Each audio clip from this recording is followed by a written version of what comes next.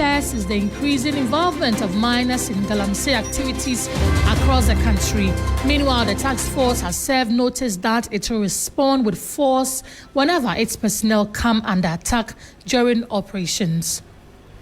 Also tonight, government says it has allocated resources to the West Africa Center for Crop Improvement to develop and invest in an improved tomato variety aimed at boosting local production. Later on, UN General Assembly votes on historic resolution to declare transatlantic slave trade gravest crime against humanity. Details of these and more plus business sports in the next 1 hour. If you stay with us. Before we go into that, Christabel Success Trevor is here with the news summaries. Christabel, what do you have? The Domestic Violence and Victim Support Unit DOVSU of the Ghana Police Court has ordered a Laboni SHS French tutor, Godwin Adibli, to open his defense after establishing that he has a case to answer for the charge of indecent assault against a 16-year-old student of the school. Lawyers of the 45-year-old filed a submission of no case after the prosecution closed its case. The court held that the prosecution had established a prima facie against Godwin Adibli. Now, the Northern Regional Minister Adolf John Ali says diplomats and visual artist Ibrahim Mahama, along with the Regional Police Commander, are scheduled to meet with the Inspector General of Police, IGP, today. Regarding an ongoing investigation into his alleged assault case. The minister emphasized the region's commitment to ensuring justice is served, stating that the meeting is part of the investigative process, and we're bringing you all of those details. Now, the Assemblies of God Ghana has thrown its support behind President John Dramani Mahama following reports that Lincoln University in the United States has withdrawn plans to confer an honorary doctorate on him. This development is said to be linked to his stance on LGBTQ issues, which has drawn very much of mixed reactions among Ghanaians and worldwide. Well, we have all of these on our website, 3news.com. Grace, over to you. Thank you, Christabel, for bringing us the news summaries. Let's now get into the bulletin, beginning from that NAIMOS tangent. And the Director of Operations at the National Anti-Illegal Mining Operations Secretariat, NAIMOS, Colonel Dominic Bua, has raised fresh concerns over the growing involvement of children in illegal mining, describing the situation as deeply troubling. Speaking at NAIMOS's Editors Forum and quarterly press briefing in Accra, Colonel Bua revealed that miners have been found actively participating in galamsey operations, exposing them to dangerous conditions and long-term harm. He says the matter has been referred to the Ministry of Gender and Social Protection and the Department of Social Welfare for urgent intervention, rescue and rehabilitation of the affected children.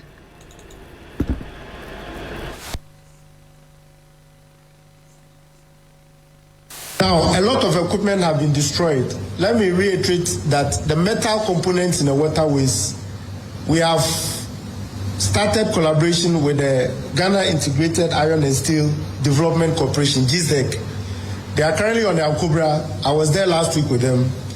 And they are packing all the damaged chamfans, metal fabrications which are on the waterway, and will move diligently from one water body to the other and pack all the scrap. We can put them to good use.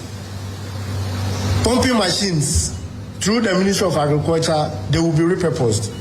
As we've seen, several of them have been donated to farmers. We want to ensure that they are not sent back to the galamsey site, but they are repurposed for good use, as well as other equipment. Vehicles seized, we push them into the operations once they are formally seized by the Attorney General Department, so that we pull the resources together and get this canker eliminated. So there's one other aspect I'll talk about, that is weapons. There are several weapons in the space. As you can see, 59 weapons, there are more. And they are basically pump action guns in the hands of these galamseyers. And that is a huge risk, a national security risk. Because when they have them in the field, any provocation, they will fire. We had a few brushes where one of my soldiers was shot. Luckily, it was in his thigh and he's recovering. But as I reiterated the last time, NAIMOS will not stand by and watch people use weapons against us. We are better trained in the weapons, and therefore I'll send a warning out there once again that anybody who does, NAIMOS will deal with them ruthlessly. It is a problem that we are trying to address, but we have the right to self-defense. And let no galamsey miss that. If you go to the field with weapon and you try to fire it, a lot more will be at you. So I talked about arrest, majority of them Chinese. I must say that the Chinese ambassador is also alarmed at the rate at which the Chinese, they don't pass through his hands. And there is a network or a cabal that traffic these Chinese who come. Sometimes they don't even know Accra. They get visa to stay and straight they are sent to the bush. And that is our own citizens who collaborate with them. So we need to watch that space because these are the people who are destroying our forests, our water bodies. Then I think at Osino also, one night, 32 Nigerians will gloss over the security risk, but that is a huge risk.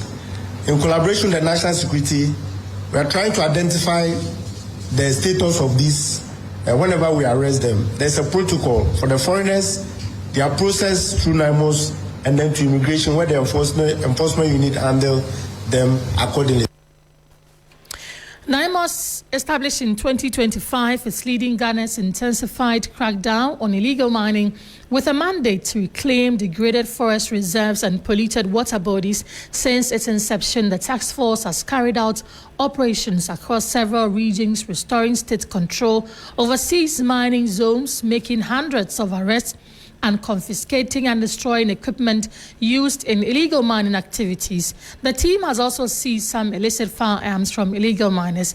According to Ken Obua, NAIMOS operations are becoming increasingly dangerous, and as you heard him, he has warned that attacks on task force members will no longer be tolerated. But does this warning signal a new phase in enforcement, and what does it mean for both environmental protection and human rights? Let's bring in Darrell Bosu, who is Deputy National Director of Arusha, Ghana, and have his assessment on this. Mr. Bosu, if you can hear me, thank you for your time tonight. Yes, good afternoon. I can hear you very well, and I'm really happy to be here. Right. So, first off, NAIMOS is concerned about the involvement of miners in illegal mining. Have you, as Arusha, also identified this development, and what does it speak about the galamsey menace? Yes, thank you. I think one thing I must say before I get on to some of the issues that were raised is that NAIMOS indeed has come to change the landscape, especially when it comes to government's position and also action to deal with the menace of galamsey. It's a very strategic intervention that the government put forward. But I must say that what we have seen in terms of all the issues that Ken Obua did mention about the arms in the system, the impunity with which the miners are working, and even the presence of miners in the field and all that. These are actually realities on the ground. They were there before this government took office in 2025. We have known about these issues. So I believe that NAIMOS should have taken all of these things in its stride as it went out there in the field. But I think one point I need to make, and that is the fact that ever since NAIMOS was established, if you look at the objective, the strategy they plan to deploy and engage, I see NAIMOS now operating like a vehicle that was meant to use diesel, but they are now feeding it with maybe oil palm, and as such, it's not able to function very well. Right. And that is the problem with NAIMOS. It is now operating below its optimal capacity. Yes, Mr. Bosu, let me have you hold on for me. We'll have that broad conversation on the work of NAIMOS. Let me also bring in Dr. James Kofi Annan. He is the Executive Director of Challenging Heights, a child-related organization. Let's have that children's conversation on their involvement in galamsey, and then we'll come back and talk about NAIMOS extensively. So, Mr. Annan, thank you also for your time. This revelation that children are now being heavily involved in illegal mining, has it come to the attention of Challenging Heights? What do you think is accounting for this development, and how do you even receive it in the first place? Well, thank you for having me.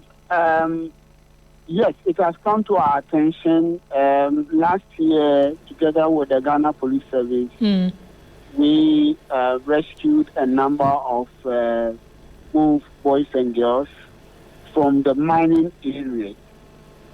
Those we rescued, a lot of them were even Nigerians who were forced into prostitution, and we had to repatriate them.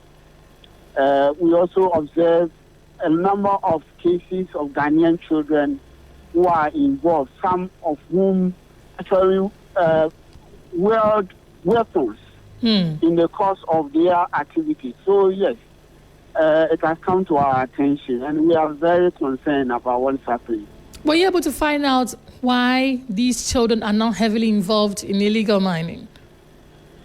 Well, you know, for a country, we already have an issue where 24% of all Ghanaian children are involved in economic activities.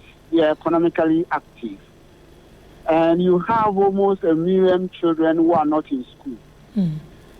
We also have a lot of, even though Ghana has made progress in terms of our economic advancement, we have a lot of disparities in the economic fortunes of individuals, especially when it comes to rural areas. And you know, these galamsey activities are practiced mainly in rural communities. So families are poor, children are not attending school. It becomes an opportunity for galamseyers to recruit children into the activities because, families are looking for sources of livelihood. Children are not in school, so what do? They collaborate to do illegal activities. So that's what is accounting for children's involvement. But we have to remember that we don't have any excuse. The Children's Act is very clear. You don't involve a child in hazardous activities. And we also, as a country, we have the hazardous activity framework that clearly defines what an hazardous work is. And mining and its related activities are fall into that classified category. as hazardous work.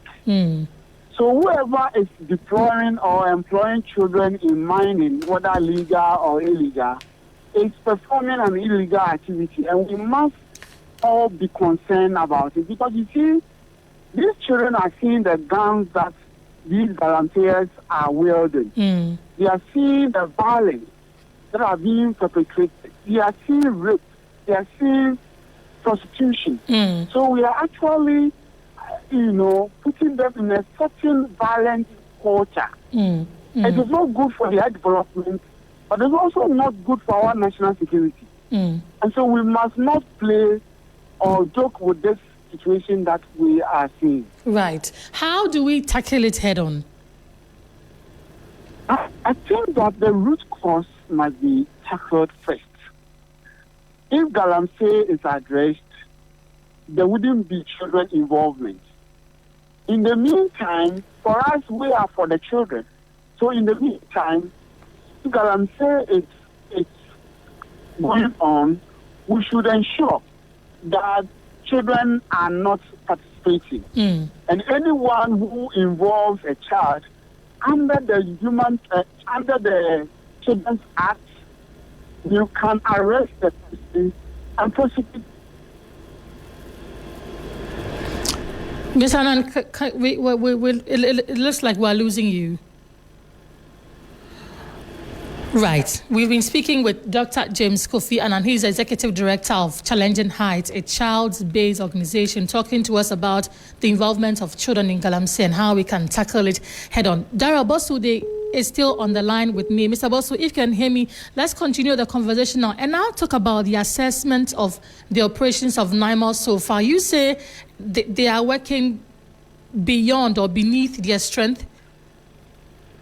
Yes, as I was indicating, right. NAIMOS, as it was set up, is right now, the way we say it, operating below their optimal capacity because, as we know, originally they were set up to be deployed permanently to some key locations across the country, mostly the hotspots, and also to be resource sufficient to be able to do the work that they are doing. And right now, if you listen to the presser with the editors, they are talking about the need for logistics, resources, vehicles, and all of that.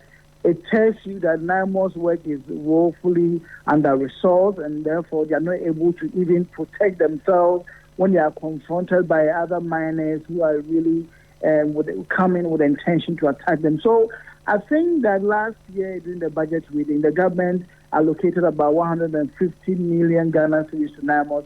I think it's about time we start allocating these resources to them so that they can effectively do their job. All the issues they are talking about, the people that are confronting them in the field, the issues of logistics, the ability to even prosecute people who are arrested and all of that, it all boils down to getting the necessary resources, both in personnel and also in terms of equipment and people on the ground to be able to process people who are arrested and all of that. At the moment, they are not getting the full complement of these resources. So until that is done, NAIMOS is going to keep struggling. And unfortunately, if they keep struggling, it means that our commitment to the fight against galamsey is not going to be as expected. Right. So I think there's a lot more we need to do to support NAIMOS. So far, I don't doubt, and we have seen their activities on the ground. The men and women with boots on the ground are really doing an excellent job. But I think at the moment, they are woefully under-resourced, and until that changes, we are not going to see the result that we desire from them. The Director of Operations has served notice they will return force for force, given the increasing use of weapons by illegal miners and also attacks on the task force members. What do you make of this an eye-for-an-eye approach?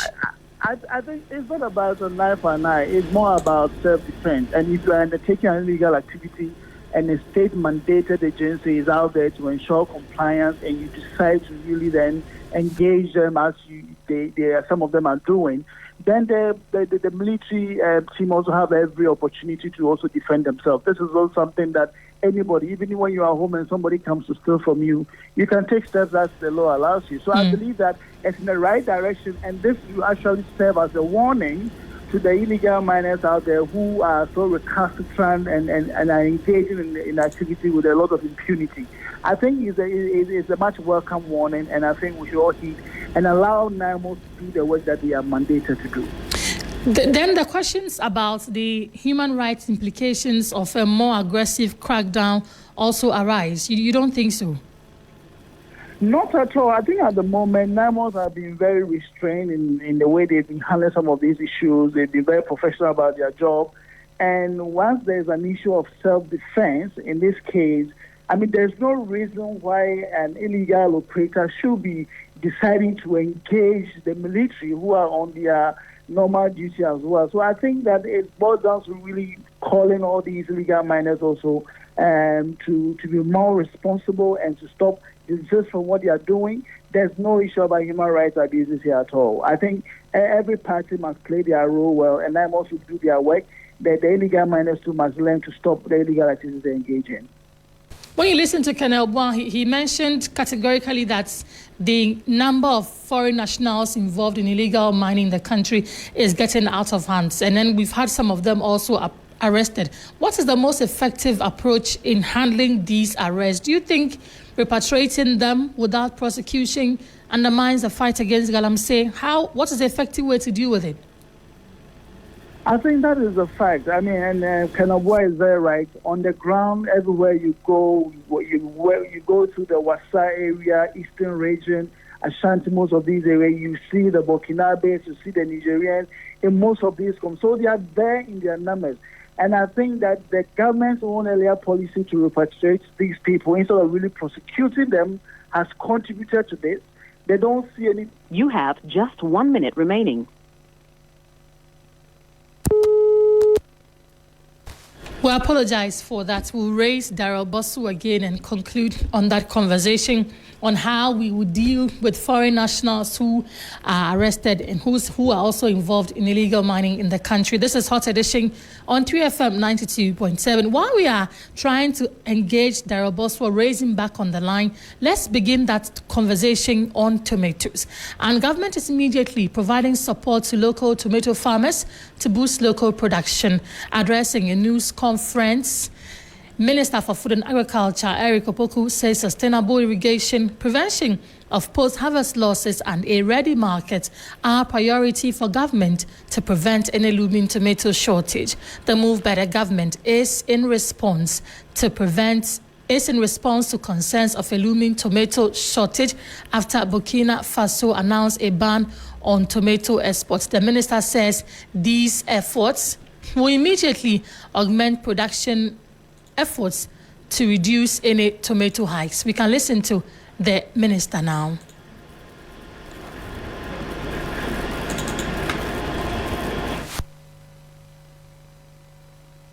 And the second challenge has to do with management of post-harvest losses. Mr. Speaker, in that case, post-harvest losses alone constitute 30% of our produce. So we are reporting total production of 510,000 tons, total production. 30% had gone waste already. So when you add that 30%, you are bringing on board additional 153,000 tons. So if we are able to eliminate post-harvest losses alone, we are adding onto our production 153,000 tons of tomato. That reduces the gap from 300 to 140,000. Mr. Speaker, what are we doing to contain the situation? On assumption of office, after we had diagnosed the challenges, ascertained the root causes of the situation, we decided to launch a program called Vegetable Development Project, popularly known as Yeridua. This project was launched somewhere in June, July last year. Mr. Speaker, the project is anchored on 3 pillars. 1 is seed. 1 is seed. And then 2 is irrigation. And 3 is marketing.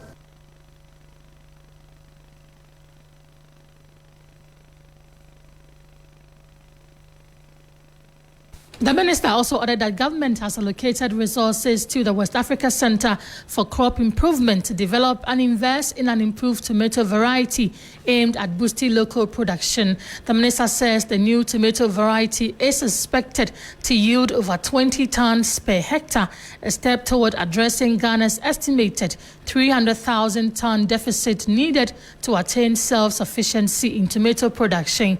He added that government strategy to reduce the estimated 30% post-harvest losses will play a critical role in addressing the country's tomato production challenges. We have a gap of approximately 300,000 metric tons to close before we can attain sufficiency in tomato production in Ghana. But we have to understand, we have to have a better appreciation of the challenge, the root cause of it, before we can prefer the appropriate solution to deal with it. While our counterparts in Burkina Faso are doing 18 tons per hectare, we are doing 8 tons. So what is the problem? The problem is the seed, the variety that is used in the production of tomatoes. And so we have decided, and this morning we had a meeting with Waki of Legon and some of the research institutions, and they have given us the assurance that they can give us a variety that can give us more than 20 tons per hectare. Yeah. More than 20 tons per hectare. So we are asking, we are committing them, we have made some resources available to ensure that we develop that variety to bring a lasting solution to the problem. That was the Minister of Agri, Eric Opoku. Let us bring in Anthony Morrison. He's Executive Secretary of the Chamber of Agribusiness Executives. Mr. Morrison, thank you for your time. I saw you at the presser earlier today. The Minister mentions irrigation, ready market, and the reduction of post-harvest losses. Is this the stellar solution to Ghana's problems when it comes to tomato production? Well, thank you very much, and very good evening to your cherished listeners. Let me correct it. I'm the CEO, Chamber of Agribusiness Ghana. Yes, absolutely. I think the Minister rightly stated clearly the key challenges. I would say that the icing on the cake, which is the golden pot, will be the financing, government commitment to make sure that what we are talking about in terms of quality seed, in terms of fertilizer, in terms of irrigation, and also the post-harvest management will be realized. Money is key towards addressing all these challenges. So the minister was right on that.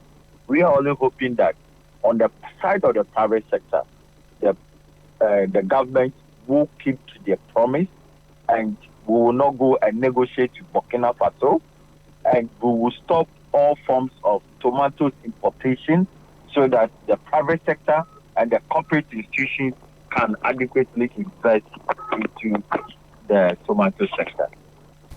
But there's also the conversation about the development of the new improved variety. Does this guarantee our sufficiency, and how do we make it attractive for Ghanaians to adopt it? Well, if you compare what's happening in Burkina Faso to Ghana, Burkina Faso are doing 17,000 hectares under full irrigation, and they are producing all year round.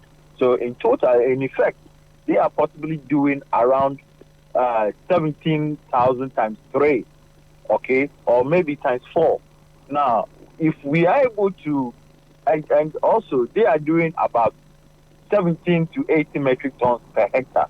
Now, in our case, we are doing about 47,000 for minor season, which is about 8 metric tons per hectare, and we are doing 92,000 in major season. That is why in major season, you see that we always have post-harvest losses because we always have glut. Now, what we are saying is that if the cold chain system, the post-harvest system of processing can be brought on board, the issue of the major season with regards to post-harvest will be something that we should work on. The yields are very important. The yields determine the quantity of, or the quality of seed determine the yields you get and the quantity. Now, if you have a very poor seed, which is not drought resistant or drought tolerant or disease tolerant, and does not give you the yield, you are doing nothing, because the key important point of farming is increased yield, and that is very important. Just like anyone, majority of the people who marry, everybody marries, 90% wants to have children in our Ghanaian parlance. So if you farm, you need to have yield, and that is why we need to start with the seed, the quality of the seed. The engine of growth for agriculture is the seed, how quality the seed is. So if you have a good quality seed, like a good engine of your car that you are traveling from here to maybe Nigeria, that good engine is the one that is taking you there. It's not because the ties are strong or that. The ties are only enablers. So, for instance, quality fertilizers are enablers. Quality crop protection products are enablers. Like the pesticides and others, they are all enablers. But what will make the enablers work is the seed, the quality of that seed. And that must be addressed as a country going forward. And this is why we also agree with the Honorable Minister that WACI should be given the mandate to coordinate with CSRR, crop research and the like, so that, and the private sector who are into seed production, so we can bring this to a closure, and making sure that our farmers' yield per hectare and the economic viability will be realized. I have seen your press release regarding how we should go about solving the tomato issue, an 8-page release you have given onto us. But if you have to summarize that for me in your top 3 points as strategies, what would that be? Well, the simplest thing to say is that the Chamber is partnering with the Ministry of Food and Agriculture under the Ghana Corporate Farms Alliance for us to be able to develop a 5,000 acres of land, which is also close to the river body at Fodo. Now, as part of the strategy is to make sure that any corporate institution that wants to produce tomato or any other vegetable in such quantity, the chamber is available to provide the technical support and provide the land at a minimum cost. That notwithstanding, with regards to our strategy, we have clearly supported the minister's position, which was also taken out of our press statement. So we are marching on the same footpath. The only challenge we will have is that we need that absolute guarantee and commitment from government to ban importation and also to provide the required financing for us to be able to achieve the purpose. Right. So Morrison, thank you for your time tonight. Anthony Kofito Morrison, he is the Chief Executive Officer of the Chamber of Agribusiness Executives, talking to us about how Ghana will solve the looming tomato shortage as a result of an announcement of a ban on tomato export to Ghana by Burkina Faso. This is Hot Edition on 3FM 92.7. Let us take a flight to the United States of America, specifically the UN General Assembly headquarters in New York, where breaking news coming in indicates Ghana's motion for the United Nations to declare the transatlantic slave trade as a gravest crime against humanity has been adopted by the UN. We know President Mahama and other presidents have been on this for a while, making a case for that adoption to be done. So this is how the results came in terms of the voting. Those who voted in favor, 123 votes in favor, 3 votes against, and 52 votes in absentia. The culprits of the slave trade, Portugal, Spain, UK, USA, did they abstain or voted against the culprits of the slave trade? We'll find out shortly. But let's listen to President Mahama when he was making a case before that vote was cast.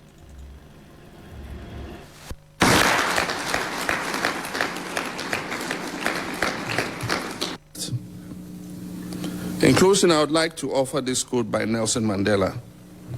And he says, our human compassion binds us the one to the other, not in pity or patronizing, but as human beings who have learned how to turn our common suffering into hope for the future. Truth begins with language. Ladies and gentlemen, excellencies, tomorrow we vote on a historic resolution that will be another step in the journey of establishing truth. We stand united as Africans, whether on the continent or any part of the world, and link up with people of conscience around the world to seek truth and justice and restore the dignity and humanity of victims of the slave trade. This is a resolution of destiny. And I hope all of you will vote tomorrow to establish truth so that together we can pass this historic resolution and finally acknowledge the full horrors of these transgressions against humanity of the approximately 15 million human beings who were enslaved. I thank you very much for your attention. Of history, let it be recorded that when history beckoned, we did what was right for the memory of the millions who suffered the indignity of the slave trade and those who continue to suffer racial discrimination. Let our vote on this resolution restore their dignity and humanity. Well, you heard President Mahama there, and the outcome of that vote is that Ghana's motion for the United Nations to declare the transatlantic slave trade as the gravest crime against humanity has been adopted by the UN. 123 votes were in favor of the declaration, 3 votes against, and 52 in absentia. And so that is the latest coming from New York. That vote has ended, and then it has been declared the gravest crime against humanity. This is Hot Edition on 3FM 92.7. We've been talking about NAIMOS. We've also been talking about how Ghana can solve that tomato challenge. Send us your views and comments on our various social media platforms. Let us also know how you feel about all of this. This is Hot Edition. We are back shortly after this break. Stay with us.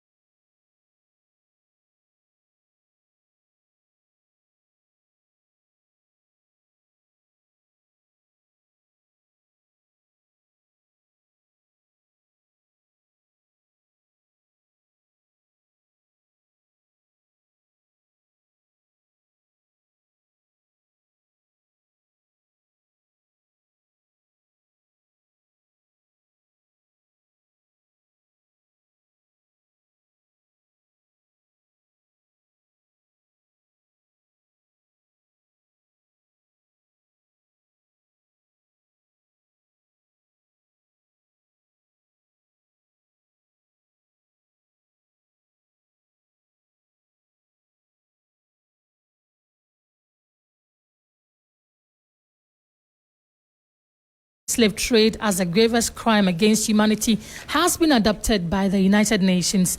At the end of voting, 3 votes were in favor of the declaration, 3 votes in abstention, and also 52 votes in abstention and 3 votes against. Let us hear President Mahama making a case for that vote earlier on, and then we can bring in an expert in the field.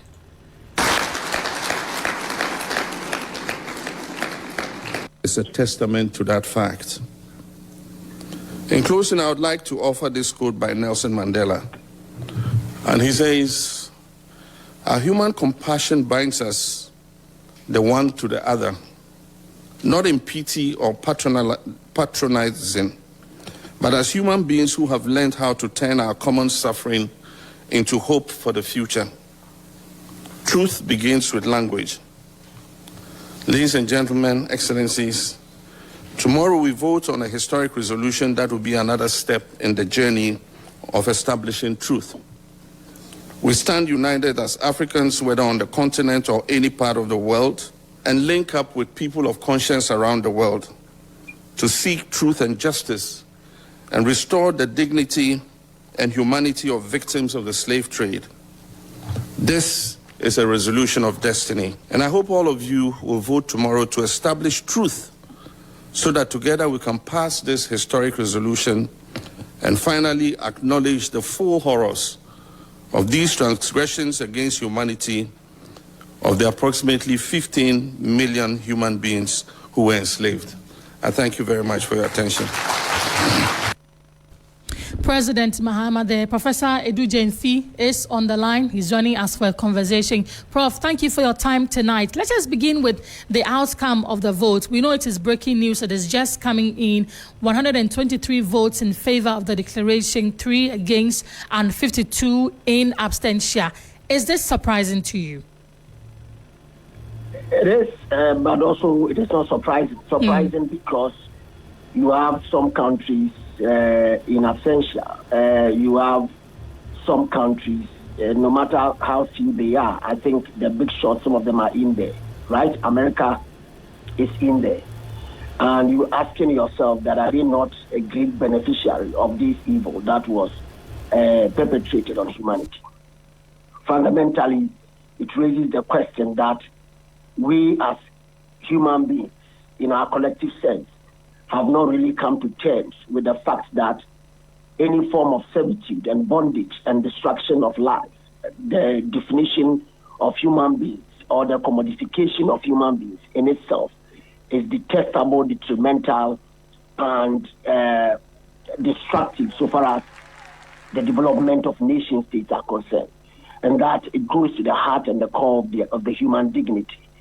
Fundamentally, it's not a cause for us to just jubilate over, but we need to, if you like, reflect on it and appreciate the fact that there are still gaps to fill.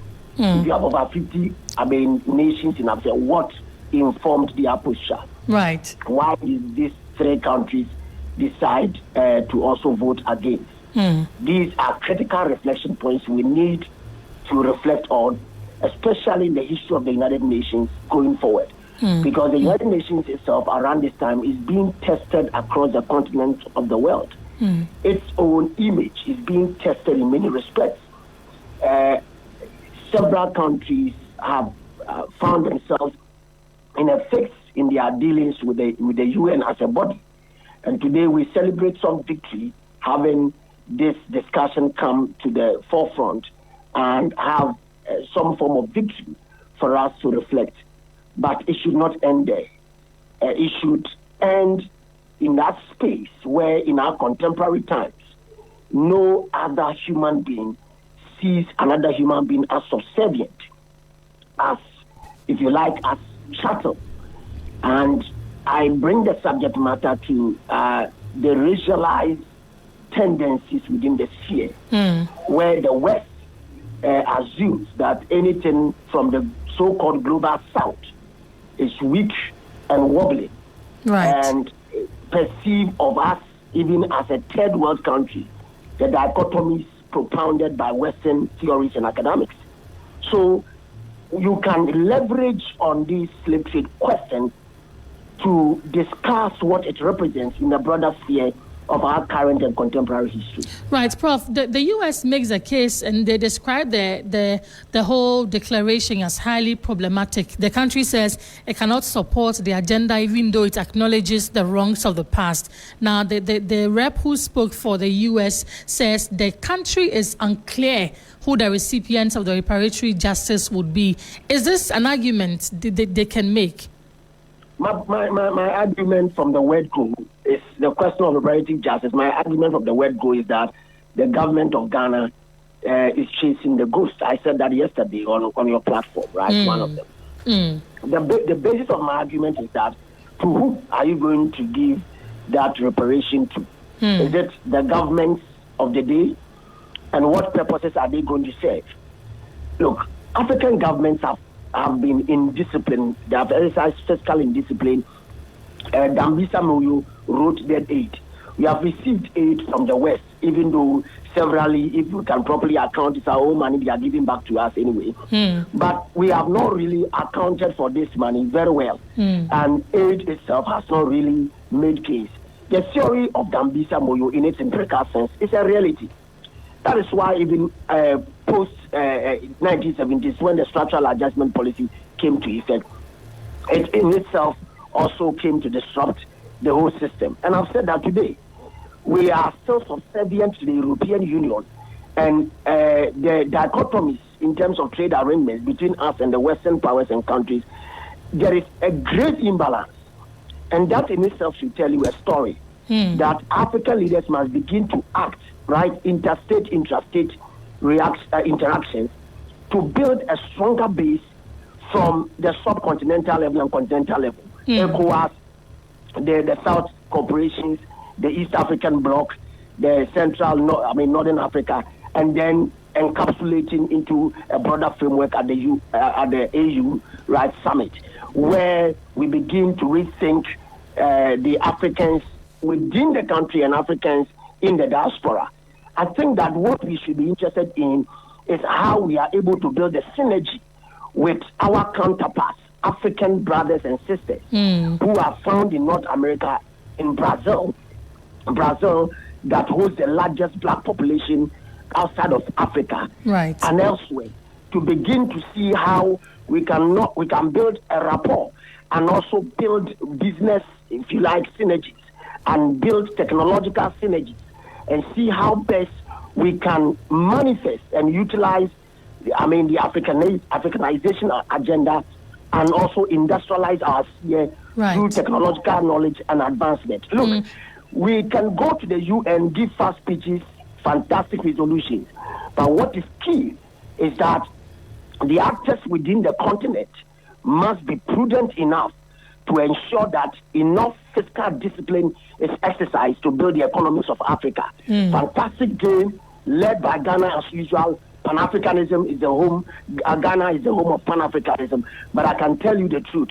There is much more to be done. It is not asking for Europeans and Americans to give us money for wrongs done yesterday. It is for us to look at a grand plan. After the Second World War, there was a Marshall Plan, right? Some billions of dollars came from U.S. and elsewhere to rebuild Europe. Is it the agenda that we seek for, that some money should be put in a certain coffers for Africans for them to utilize? But the peer review mechanism that was set up some years ago, we could not even handle that. Peer-to-peer review of African governments. We failed at that. So what are we looking at now? I am not being mischievous, neither am I being a pessimist. But I think that the greatest of the goal is what we have achieved. Let's forget about reparation and focus on the future. Prof, maybe my last one to you. The outcome of the vote, the fact that we had 123 countries voting to adopt this declaration, do you think it is a reflection of how strong African voices are becoming across the globe, or it is just out of sympathy for Africa? Unfortunately, I have not looked at the figures and the country vote, right? And I want to believe that all African countries voted for. Yes, I want to believe that. But even if there is one in absentia, then it will be surprising to me, and it would even raise further questions. And for us to begin to identify, for better want of the right grammar, that snitch on the continent that might have, done us in.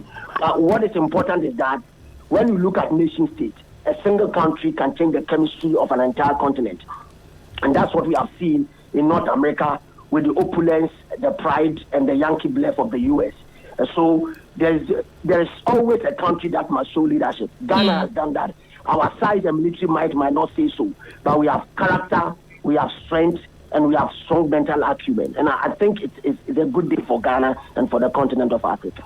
Right, Prof, thank you for joining us for that conversation on the breaking news coming in from the UN headquarters that says Ghana's motion for the United Nations to declare the transatlantic slave trade as a gravest crime against humanity has been adopted by the UN. At the end of voting, 123 countries voted in favor of the declaration. 3 countries voted against the motion, and then 52 countries were in abstention. Let us also know what you make out of these votes, the outcome of the vote. What do you think this will make or mean for the African continent, and also especially because President Mahama and others have been championing it? We'll be glad to hear from you on what you make out of this. This is Hot Edition on 3FM. Time now for us to do business. Bismarck Wisa is standing by. He's got the latest in the world of business. Stay with us.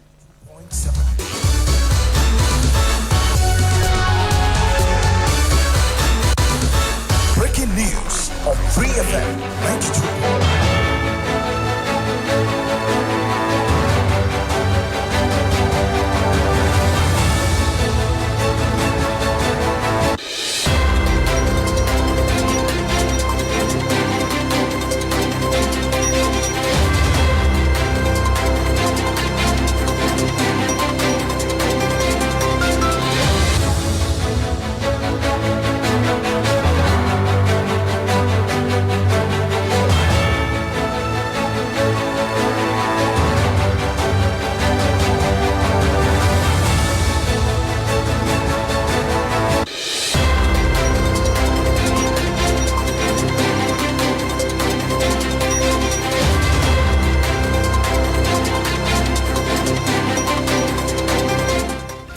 Hello, good evening, and welcome to the business segment on Hot Edition on 3FM 92.7 with me, Bismarck. Also coming up tonight, Parliament passes value for money official bill to boost oversight, transparency, and efficiency in public spending and procurement. We'll bring you details of this story and others. Please stay.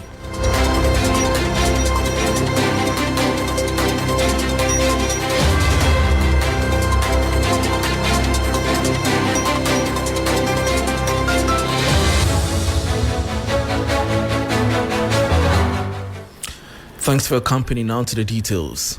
Parliament has passed the Value for Money Office Bill 2026, clearing the way for the creation of a new independent body tasked with strengthening oversight of public spending and procurement. The legislation, which was introduced in February by Finance Minister Dr. Kasiel Atuforsin, establishes a specialized institution aimed at embedding efficiency, transparency, and accountability across government expenditure. On the floor of Parliament, Dr. Forson described the bill as a necessary response to long-standing inefficiencies in the country's public financial management system.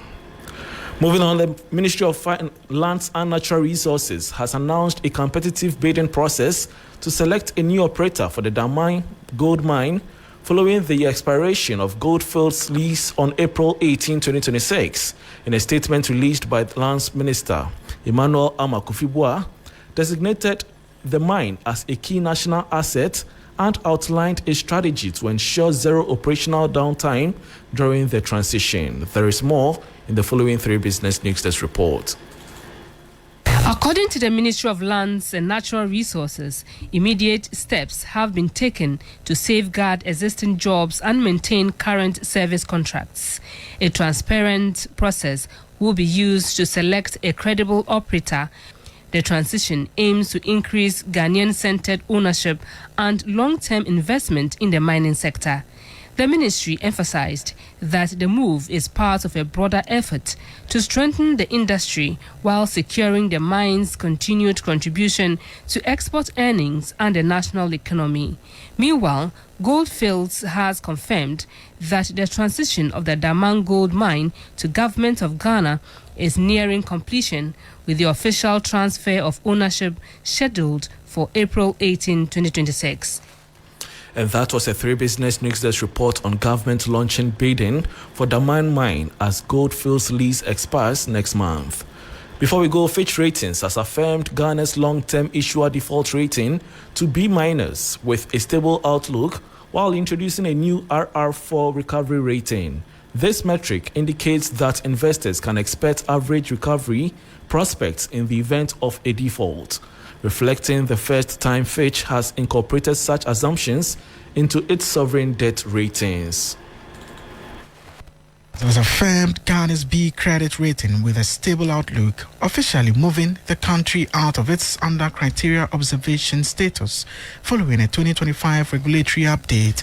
For the first time, Fitch introduced an RR4 recovery rating, signaling that investors can expect average recovery levels. In the event of default, Ghana earned high ESG marks, specifically a 5+ for rule of law and control of corruption. This places Ghana in the 51st percentile globally for governance, reflecting stable political transitions and moderate institutional strength. Ghana's unsecured long-term debt ratings remain directly aligned with its issuer ratings, though they remain sensitive to future economic shifts. And that was a report on Fitch affirming Ghana's B- rating amid shifting global outlook. Meanwhile, Fitch Solutions streams projection to 5.5% from 5.9% amid Middle East tensions. And that brings us to the business segment on Hot Edition on 3FM 92.7 with me, Bismarck Ausa. Oreku Ampofo is here for sports news. Please stay.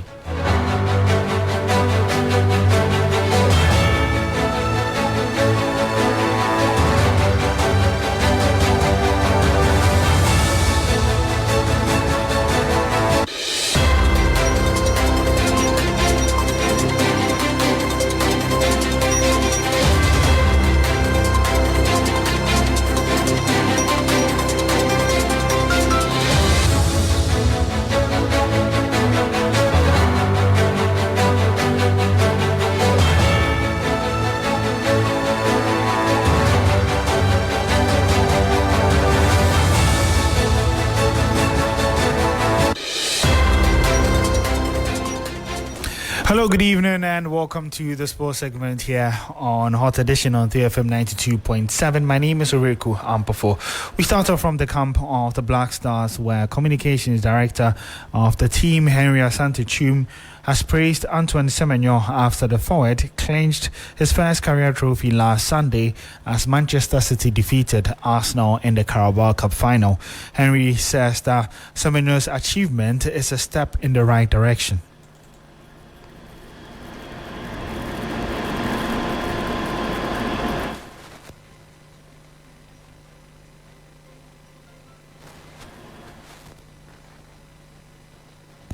He's become the talk of town. Without a doubt, one of our top players at the moment, and it couldn't have been any better, celebrating him for that feat. Yes, they are still in contention for the Premier League, currently second in the table. So once you have a player who is performing at a very, very, very top level, it's a major boost for the team. We appreciate whatever he's doing for Manchester City, whatever he's doing for his side. And then also as a federation, we are very, very happy that we made a decision to bring him to Ghana about 4 years ago, when not much was known about him. When he was playing for Bristol City, went to the World Cup as a championship player 4 years ago, and within 4 years he's moved from Bristol to Bournemouth and now at Manchester City. That's a major leap, for Antoine, and it couldn't have been any better. That was Henry Asante-Chum, who is the Communications Director of the Ghana Football Association. Finally, before we go, the Court of Arbitration for Sport has confirmed that Senegal has appealed a decision to award Morocco as winners of the 2025 Africa Cup of Nations, asking to restore Senegal as the original winners. My colleague Billy Shen provides more details in the following report.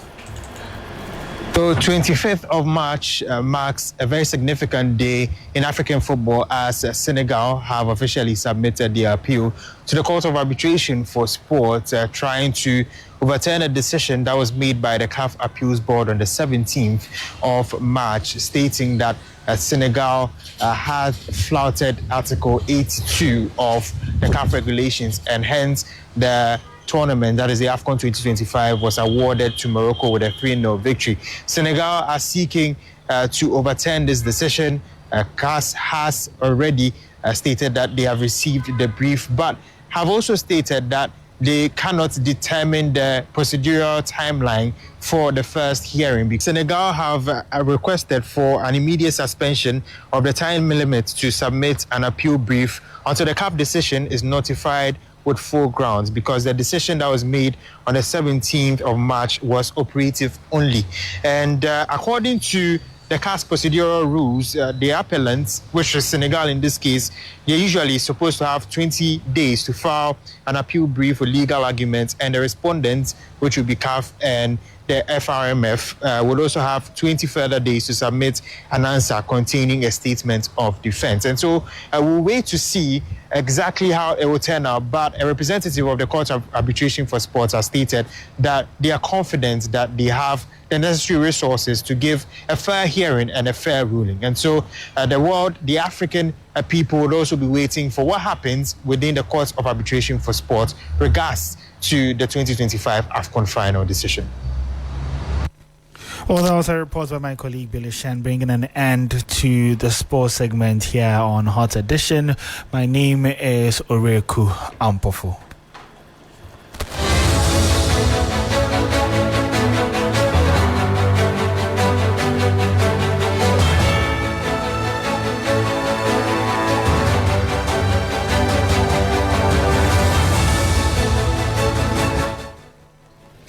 Kwampafu, ending the sports segment. And that's it for our package on Hot Edition on 3FM 92.7. My name is Grace Hamwajiman. Many thanks for joining us. You can log on to 3news.com and get some more stories there. Let us know what you feel about all the stories we've given you tonight. But before we go, let's just quickly recap on that voting that happened at the UN headquarters today on the adoption of slave trade as a gravest crime against humanity. And at the end of the vote, 123 votes in favor, 3 votes against, and 52 in abstention. This is a conversation that is not ending anytime soon. We have a lot more on this in our subsequent bulletins. Thank you for joining us. Good evening.